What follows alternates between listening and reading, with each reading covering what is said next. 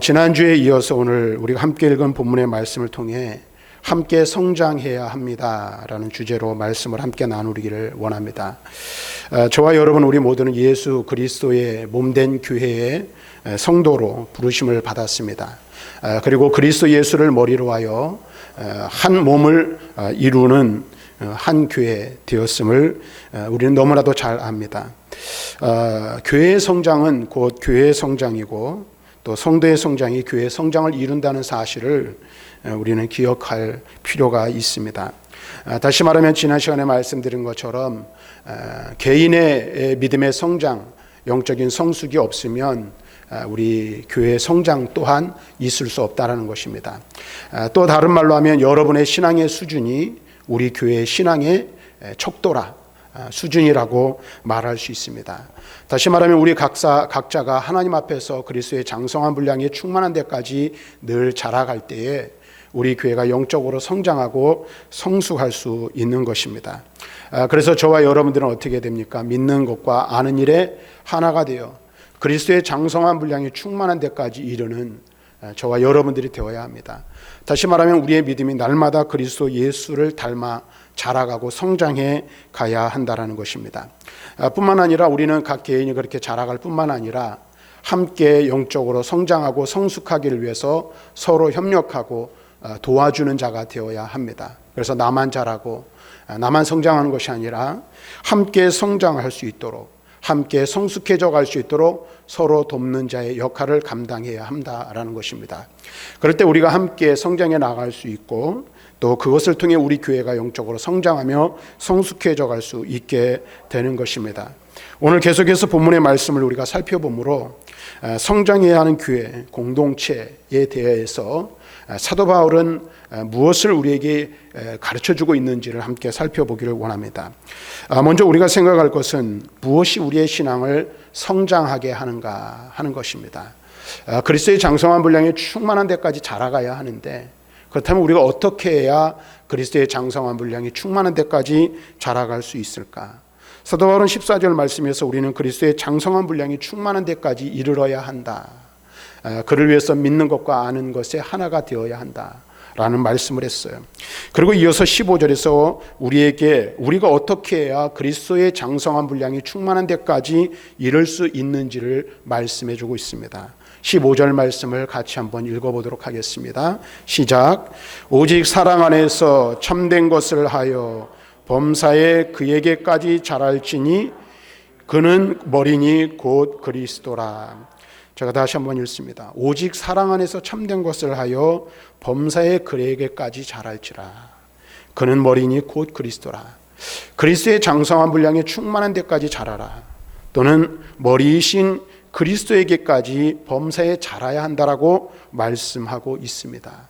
그렇다면 우리가 그리스도를 닮아가고 그리스도의 장성한 분량에 충만한 데까지 자라는데 어떻게 우리가 그렇게 자랄 수 있는가? 오늘 15절 말씀해 보면 참된 것을 하여 라고 말하고 있어요. 참된 것을 하여. 이것은 무엇을 말하냐면 진리, 곧 복음을 말하고 있습니다. 다시 말하면 우리가 진리 안에서 복음 안에서 자랄 수 있음을 말씀해 주고 있는 것입니다.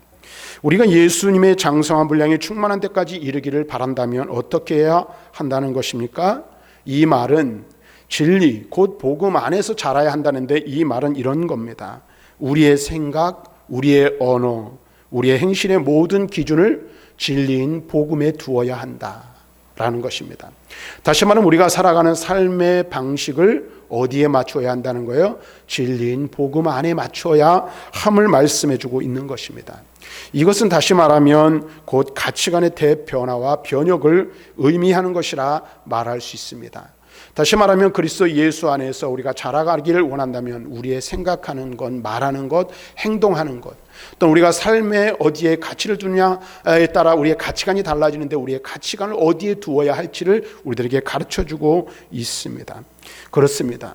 사랑하는 성도 여러분, 우리가 그리스도의 장성한 분량이 충만한 데까지 이르기 위해서는 단순히 진리에 동조하고 동의하는 데 머무르는 것으로는 불가능하다라는 것입니다.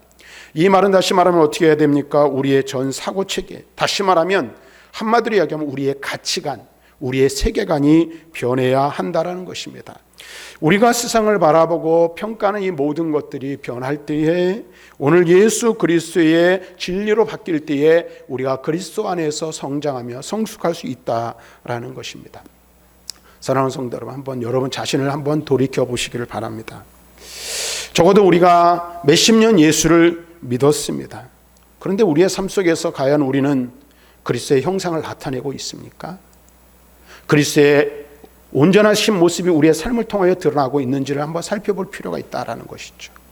제가 예전에 우리 성도들과 설교를 하기 전에 인사를 나누었던 인사 방식이 있죠. 어떤 겁니까? 당신의 모습에서 예수님의 얼굴을 봅니다. 한동안 한참 동안 이 인사를 했어요. 다시 말하면 우리의 모습 속에서 예수 그리스도의 형상이 나타나고 세상에 믿지 않는 불신자들이 우리의 삶의 모습을 보면서 우리를 통해서 누구를 발견해야 됩니까?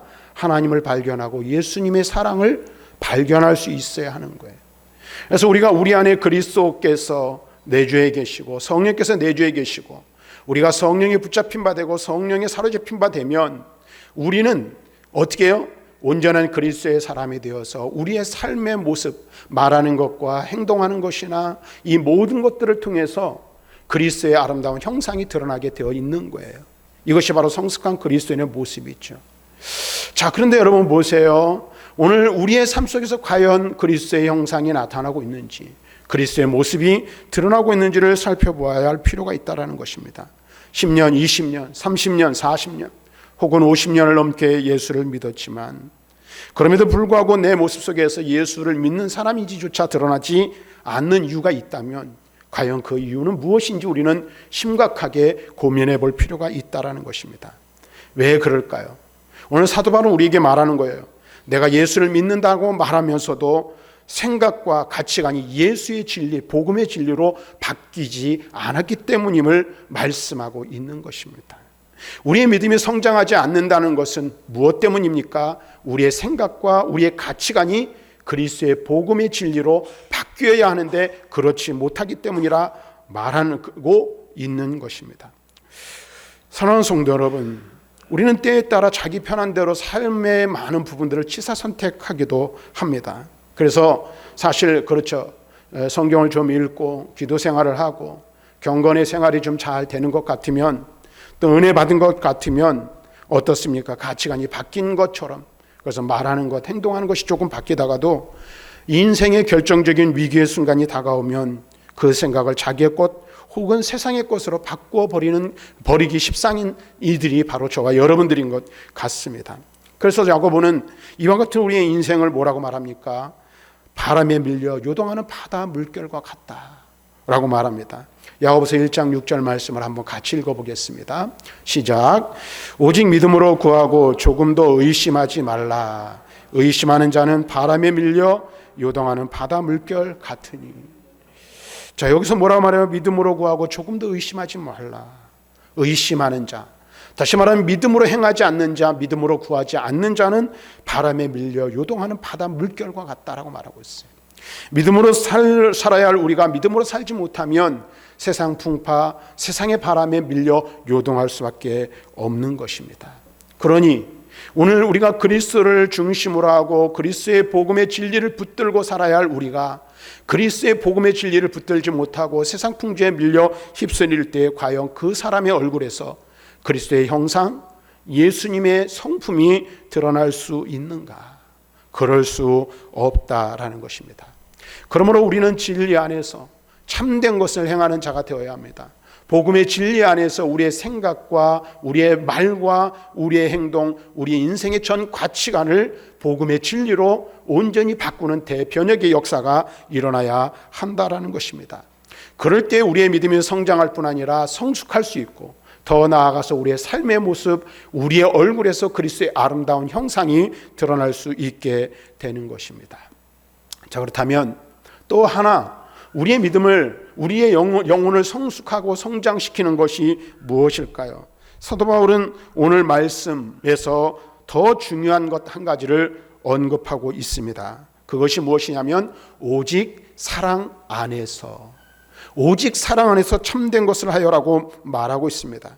그렇습니다. 사랑하는 성도 여러분, 우리는 진리를 추구해야 합니다. 그러나 그것을 어디서 해야 합니까? 사랑 안에서 해야 한다라고 사도 바울은 말하고 있는 것입니다. 왜 그럴까요?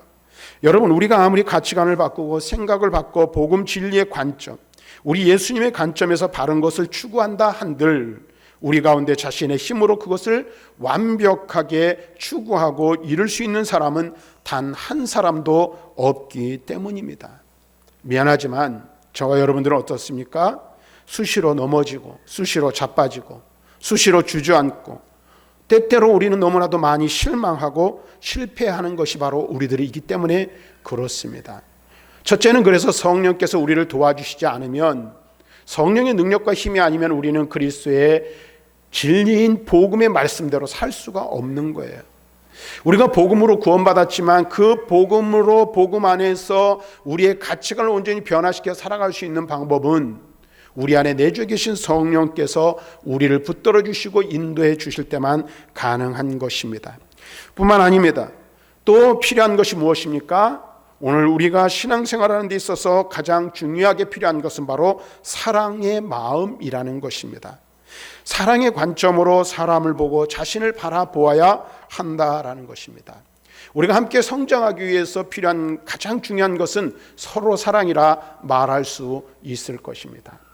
여러분 보세요. 건강한 가정을 이루는 것도 마찬가지고 건강한 교회를 이루는 것도 마찬가지예요. 우리가 영적으로 우리 공동체가 성장하고 성숙하기 위해서는 사랑 안에서 행하는 것이 있지 않고는 아무것도 이룰 수 있는 것이 없다라는 사실을 분명하게 알아야 합니다. 왜 그럴까요? 우리 주님은 우리를 절대로 탓하지 않기 때문에 그렇습니다. 우리 예수님을 한번 보시길 바랍니다. 우리가 실패하여 넘어지고 주저앉았다고 해서 예수님께서 아유 그래 너 그럴 줄 알았다, 내 진작에 알아봤어, 우리 주님께서 이렇게 말씀하시지 않습니다. 우리를 질책하지 않으십니다. 오히려 그 반대입니다.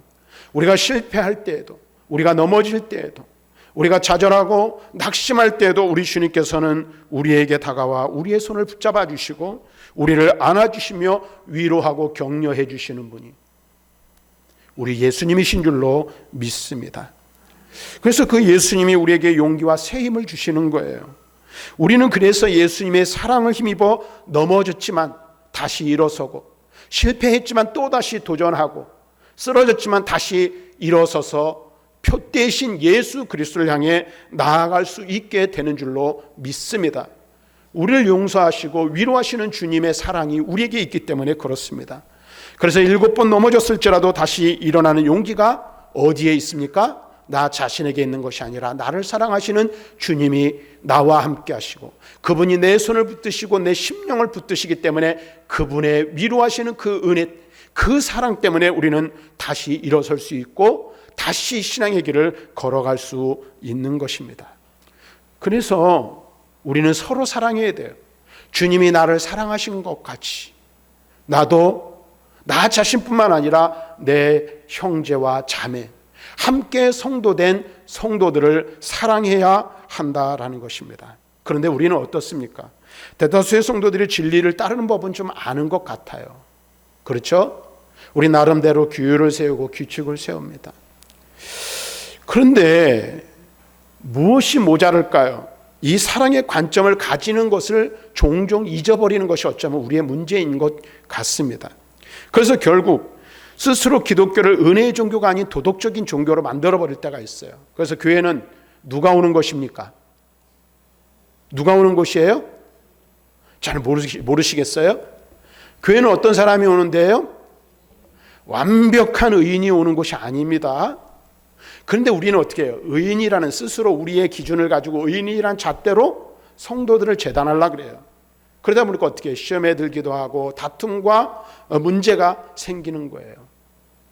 사랑으로 감싸야 할 우리가 서로 어떻게 해요?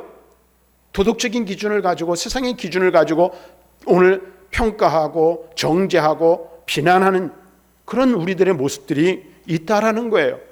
그런데 성경은 분명히 우리가 말합니다. 기독교는 도덕적인 종교가 아니요 율법의 종교가 아니라 은혜의 종교요 사랑의 종교라고 말씀해 주고 있습니다. 그리스도께서, 하나님께서 우리를 사랑하셨기에 죄인인 우리가 하나님 앞에 나와 이 시간 예배할 수 있는 것이고, 죄인인 우리가 하나님의 은혜를 힘입어 제3의 은총을 얻기 위해서 이 자리에 나와 살아계신 하나님을 예배하는 것입니다. 그러므로 이것을 우리는 바로 알아야 합니다. 그리고 이 사랑의 힘으로 우리의 신앙을 이루어가야 합니다. 그리스도의 형상을 이루어가는 저와 여러분들이 되어야 한다라는 것입니다. 주님께서 우리를 사랑으로 감싸고 어루만져 주신 것처럼 함께 성도된 형제와 자매들을 사랑으로 돌보고 사랑으로 감싸고 사랑으로 위로할 때에 우리가 함께 성장해 나갈 수 있는 것입니다. 그래서 사도 바울은 고린도 후서 5장 14절에 다음과 같이 말씀하고 있습니다. 같이 한번 읽어보겠습니다. 그리스도의 사랑이 우리를 강건하시는도다. 우리가 생각하건대 한 사람이 모든 사람을 대신하여 죽었은즉 모든 사람이 죽은 것이라. 그리스도의 사랑이 우리를 강건하시는 줄로 믿습니다. 그분께서 나를 위하여 죽으셨어요. 그분께서 나를 위하여 십자가를 지셨어요. 내 죄를 대신 지시고 죽으셨기에 오늘 내가 존재하는 거예요. 내가 하나님의 자녀로 하나님 앞에 설 수 있는 거예요. 그 사랑이 나를 강건하시는 거예요. 주님의 강건하시는 그 사랑을 힘입어 우리도 서로 사랑하는 저와 여러분들이 될 수 있기를 바랍니다. 또한 디모데후서 1장 13절과 14절에는 이렇게 말하고 있습니다. 시작. 너는 그리스도 예수 안에 있는 믿음과 사랑으로서 내게 들은 바 바른 말을 본받아 지키고 우리 안에 거하시는 성령으로 말미암아 내게 부탁한 아름다운 것을 지키라. 바른 말을 본받아 지키고 아름다운 것을 지키라고 말하고 있어요. 어디 안에서? 성령 안에서 사랑으로서. 우리에게 이렇게 말씀해 주고 있어요. 사랑으로 우리는 복음의 진리 안에 거해야 하는 것입니다. 사랑으로 믿음의 삶을 살아가야 하는 거예요. 그때 우리의 믿음이 성장하는 믿음, 성숙한 믿음의 자리에 이를 수 있게 되는 줄로 믿습니다. 고린도전서 13장 13절에는 바울은 이렇게 말합니다. 같이 한번 읽어봅니다. 시작. 그런즉 믿음, 소망, 사랑 이 세 가지는 항상 있을 것인데 그 중에 제일은 사랑이라. 우리가 잘 아는 말씀이죠. 1절부터 말하면 천사의 말을 하고 사람의 방언을 하고 자기 몸을 불사르게 내어줄지라도 사랑이 없으면 소용이 없다고 바울은 말하고 있어요. 그러면서 결론적으로 뭐라고 말합니까? 믿음, 소망, 사랑 이 세 가지는 가장 중요한 것이다 라고 말해요. 그런데 그 중에 가장 중요한 것, 더 중요한 것은 무엇입니까? 사랑이라고 바울은 우리에게 권면하고 있는 것입니다. 사랑이 빠진 믿음, 사랑이 없는 신앙의 성장 있을 수 없다라는 것을 우리는 알아야 합니다. 그리스도께서 우리를 사랑하신 것처럼 우리가 서로 사랑하지 않으면 우리가 그리스도의 참된 제자됨을 나타낼 수 없고 증거할 수 없다는 사실을 깨닫는 저와 여러분들이 되시기를 바랍니다. 그래서 저와 여러분들이 진리 안에서 믿음이 성장하되 사랑으로 성장하는, 사랑으로 성숙해져가는, 사랑으로 우리의 믿음을 성장시키는, 우리 교회를 성장시켜 나가는 저와 여러분들이 되시기를 주님의 이름으로 간절히 축원합니다. 오늘 본문의 말씀을 계속해서 살펴보면 16절에서 바울은 또 이렇게 말합니다. 16절 말씀을 한번 보겠습니다. 시작. 그에게서 온몸이 각 마디를 통하여 도움을 받음으로 연결되고 결합되어 각 지체의 분량대로 역사하여 그 몸을 자라게 하며 사랑 안에서 스스로 세우느니라. 여기도 보니까 사랑 안에서 스스로 세운다. 교회를 그렇게 세워가는 거예요. 사랑으로. 자, 그런데 이 말씀을 한마디로 이 16절의 말씀을 요약하면 뭐라고 말할 수 있을까? 이렇게 말할 수 있어요. 유기적 성장. 이걸 좀 더 쉬운 말로 하면 함께 성장이라는 말로 표현할 수 있습니다. 다시 말하면 성도의 성장, 곧 교회의 성장은 홀로 성장이란 있을 수 없음을 바울은 우리들에게 말씀해 주고 있는 거예요. 오늘도 보니까 우리 어린아이들이 오랜만에 교회에 왔어요.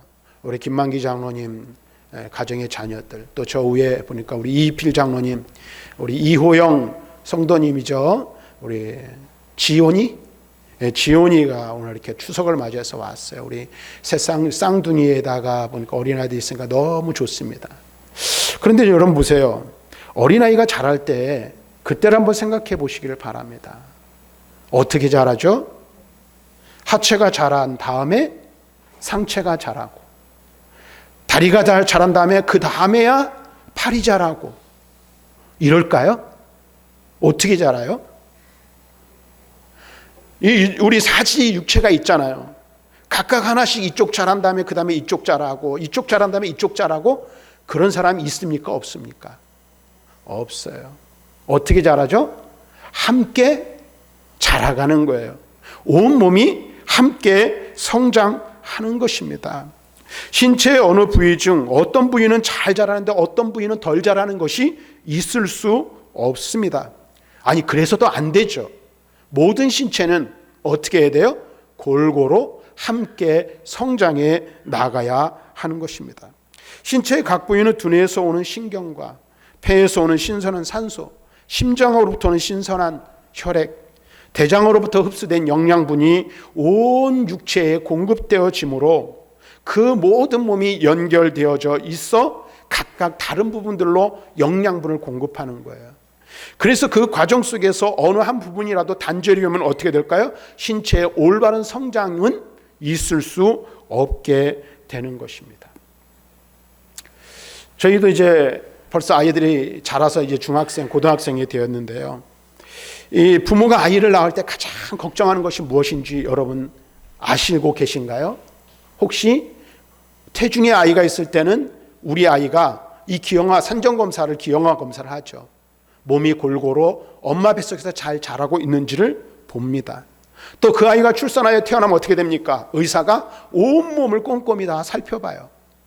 부족한 부분은 없는지, 어떤 문제가 있지는 않은지 살펴보는 겁니다. 근데 그때만이 아니죠. 아이를 키울 때도 마찬가지예요. 요즘 TV를 보면 이 선전이 참 많이 나와요. 어떤 선전? 키 작은 아이들 키 크게 하는 약을 파는 선전이 많이 나와요. 그래서 우리 아이가 건강하고 튼튼하게 잘 자랄 수 있도록 하는 것이 부모의 마음이라고 말할 수 있어요. 그래서 다 자라기까지, 물론 다 자라고 나서도 이 70, 80이 되어도 부모의 마음은 변하지 않지만, 오늘 어떻게 해요? 부모의 마음이 자녀가 잘 자랄 때까지 그 마음에 자녀에게 집중하는 것이 부모의 마음이에요. 그래서 미리미리 때를 맞춰 각종 질병에 대한 예방 접종을 하기도 합니다. 또 이상한 징후가 조금이라도 발생하면 어떻게 됩니까? 아이를 업고 병원으로 뛰어갑니다. 그래서 검사를 하죠. 그래서 깨끗하다, 괜찮다, 완전하다 판정을 내릴 때까지 결코 마음의 긴장을 놓지 않는 것이 부모의 마음입니다. 그런데 우리가 여기서 주목해야 될 것, 중요하게 여겨야 될 게 있어요. 어린아이가 자라는 데 있어서 온 육체가 골고루 성장하듯이 그리스도의 몸인 교회가 성장하는 것 또한 그러해야 한다라고 바울은 우리에게 말씀해주고 있다는 거예요. 다시 말하면 교회도 역시 인간의 몸과 다르지 않다라는 것입니다. 다시 말해서 성도 한 사람 한 사람은 그 자체로서 온전한 인격체이고 객체이지만 교회 전체의 맥락에서 보면 사람의 몸에 각 신체의 부위가 있는 것과 같이 사랑하는 성도들 한 분 한 분이 교회의 중요한 지체들임을 말씀해주고 있는 것입니다. 그러므로 교회의 지체로서 나 혼자만의 독보적인 성장, 독보적인 성숙이란 있을 수 있다? 없다? 없다라는 거예요. 자기 홀로만의 성장을 멈추고 거부하는 일 또한 있을 수 없다라고 바울은 말하는 것입니다. 그것은 우리 몸의 머리가 되시는 우리 예수님이 그 몸을 맡아 관리하시는데, 이 몸을 맡아 관리하는 그리스도께서, 그리고 또 교회를 담당하는 목회자가 상정할 수 있는 가장 불행한 사태가 바로 뭐예요? 불균형적인 성장이라고 말할 수 있을 것입니다. 그런데 이런 일들이 종종 교회 안에 있어요. 교회 안에서 다른 성도와의 관계성을 전혀 생각하지 않는 성도들이 있다라는 것입니다. 자신의 신앙은 자신의 문제이고 자신이 알아서 할 터이니 제발 좀 간섭하지 말고 그냥 내버려 두십시오 라는 사람이 있어요. 또 자신의 신앙 성장에는 힘을 쏟으면서 형제의 신앙 성장에는 무관심한 그런 성도들도 있다라는 것입니다. 바울은 뭐라고 말하는 거예요? 건강한 교회는 그런 교회가 되어서는 안 된다라는 것입니다. 물론 우리의 신앙생활이 개인의 삶이라는 것이 반드시 지켜져야 할 필요성은 있습니다. 하지만 우리가 분명히 알아야 될 게 있어요. 그리스도의 그리스도의 몸된 교회의 머리이신 그리스도께서 우리를 교회로 부르셨을 때에는 어떤 존재? 우리를 홀로 성장하고 홀로 성숙해지는 그러한 존재로 부르시지 않았다라는 것입니다. 긴밀하게 유기적으로 연결되어져서 함께 성장해 가야 할 존재로 저와 여러분들을 부르셨다는 사실을 잊어서는 안 된다라는 것입니다. 만일 우리가 이와 같은 관계성을 부인한다거나 거부한다면 그것은 무엇을 의미합니까? 그것은 곧 나의 신앙 성장을 위해 누군가로부터 받아야 할 사랑과 관심을 거부하는 것이요, 또 누군가에게 전달해 주어야 할 사랑과 관심을 전달하는 그 일의 유기, 곧 그 직무 유기를 하게 되는 것이 되어버리고 만다라는 거예요. 뿐만 아니라 교회 전체를 본다면 하나님의 교회, 그리스도의 몸된 교회는 아름답고 거룩하고 흠이나 점이나 주름 잡힌 것이 없이 서야 할 그리스도의 몸된 교회를 어떤 교회로 만드는 거예요? 흉물스러운 모습으로 기이하게 변형시켜 놓아 버리고 마는 것이 되는 것입니다. 사랑하는 성도 여러분, 어떻습니까? 이제 우리는 그 의미를 바로 알아야 합니다. 우리 성도들이 각자 성장해야 하지만 우리가 각자 성장하는 것이 아니라 함께 성장을 이루어야 할 존재들이라는 사실을 분명하게 알아야 하는 것입니다.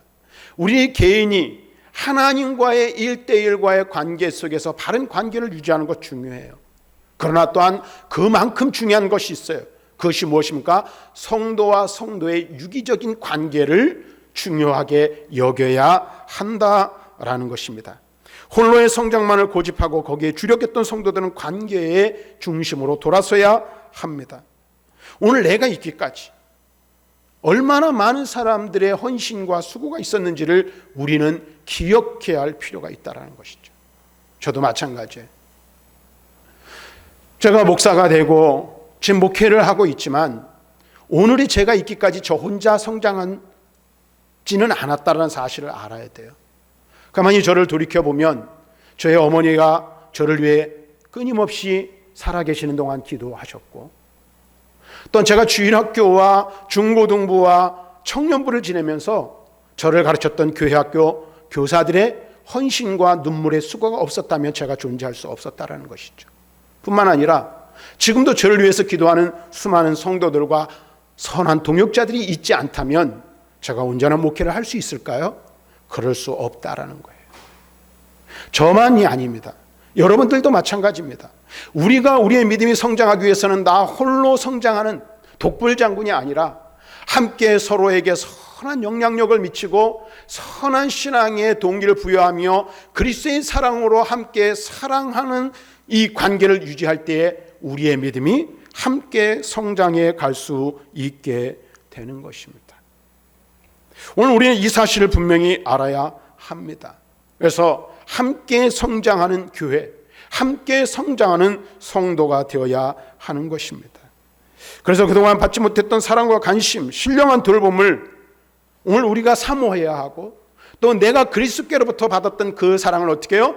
그리스도와 수많은 성도들을 통하여 받은 그 사랑을 또 다른 나보다 연약한 성도들에게 베풀므로 말미암아 그들이 나와 함께 믿음으로 성장해 갈 수 있도록 돕는 지체가 되어야 한다라는 것입니다.